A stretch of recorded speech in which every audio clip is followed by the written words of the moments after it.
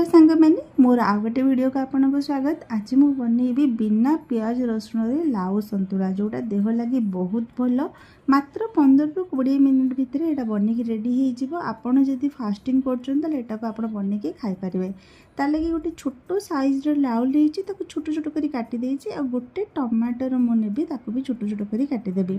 Directly मु pressure cooker बनैबी। Pressure cooker टे तेल पकेली, सुखिला लंका, जीरा आउ टिके कड़ी पत्ता पकेबी, आउ टिके हिंग पकेली, आउ टमाटर पकई भल से कषिदेवी। जमी टमाटर नरम हो मु पकेबी लाउ आउ आलू काटिकी रखी आलू पकईकी से लुण आउ हलदी पकईकी टिके समय भाजीबी।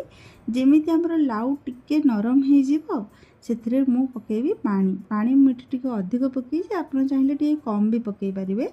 पानी पकईकी प्रेसर कुकर 3टा सीटी दवाई छाड़ीदबा। 3टा सीटी पर आमर प्रेसर कुकर लिड को आम खोलिबा। देखा देखो आम लाउ पूरा सीझी जाइए। लास्ट को पकई जीरा लंका गुंड। आमर बहुत ही बढ़िया लाउ संतुला बनिकी रेडी अच्छी।